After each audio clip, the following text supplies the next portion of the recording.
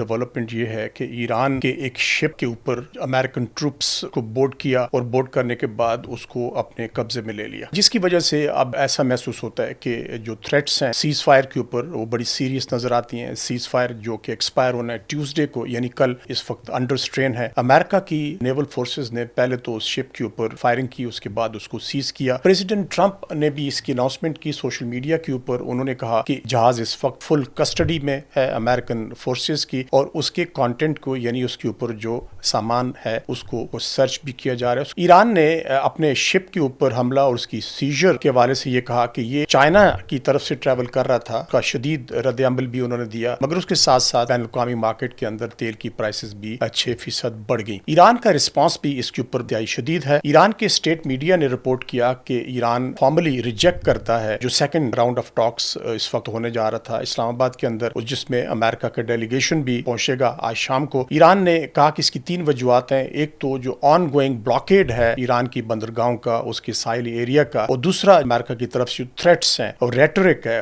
اس کی وجہ بھی انہوں نے بتائی، اور ساتھ ہی تیسری وجہ یہ بیان کی کہ امریکہ کی طرف سے شفٹنگ پوزیشنز ہیں اور بہت زیادہ ان کی طرف سے ایکسیسو ڈیمانڈز بھی ہیں۔ یہ 3 وجوہات بتا کے ان کے جو اسٹیٹ میڈیا ہے انہوں نے کہا کہ ایران نے فارملی اس سیکنڈ راؤنڈ آف ٹاکس ہے اس میں شرکت سے انکار کر دیا۔ اس کے ساتھ ساتھ ایران کی ملٹری نے بھی تھریٹ ایشو کیا وائر اسٹیٹ میڈیا۔ ایرانی آرم فورسز نے یہ کہا کہ ہم بہت جلد جو ہمارے جہاز کو قبضے میں لیا گیا، اس کے اوپر امریکہ کے جو نیول فورسز اس کے اوپر آن بورڈ ہوئی، اس کا رسپانس بڑا جلد ریٹیلیٹری رسپانس بھی دیا جائے گا۔ یہ وہ پرووکیٹری جو سٹیٹمنٹس ہیں آ رہی ہیں، امریکہ کے پریزیڈنٹ ڈونلڈ ٹرمپ کی بھی سٹیٹمنٹ ہے۔ پھر ایران کے وائس پریزیڈنٹ محمد رضا عارف ہیں، انہوں نے کہا کہ ایک طرف ایران کی تیل کی ایکسپورٹ ہے اس کو ریسٹرکٹ کیا جا رہا ہے، اور دوسری طرف باقی جو ملک ہیں ان کی تیل کی جو اسٹریٹ آف ہارمز سے گزر ہے وہ جاری ہے۔ ان کا یہ ممکن نہیں، ایران کے لیے ایکسیپٹیبل نہیں کہ ہمارے تیل کی ایکسپورٹ کو بند کیا جائے اور باقی ملکوں کا تیل ہرمز سے گزر کے چلا جائے۔ وائس پریزیڈنٹ عارف نے فردر انہوں نے کہا کہ جو فری